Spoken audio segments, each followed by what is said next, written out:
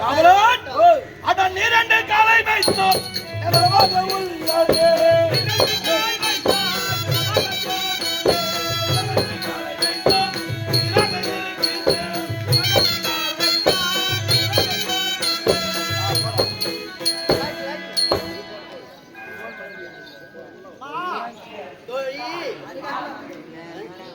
ஆமா அத இருக்கின்றார் அல்லவா, அவருக்கு சிரசுக்கு மேல இருக்காது என்னது அப்படியா? சரி சரி வரட்ட பார்க்கலாம். அந்த நீரண்டு காலை வைத்தோம்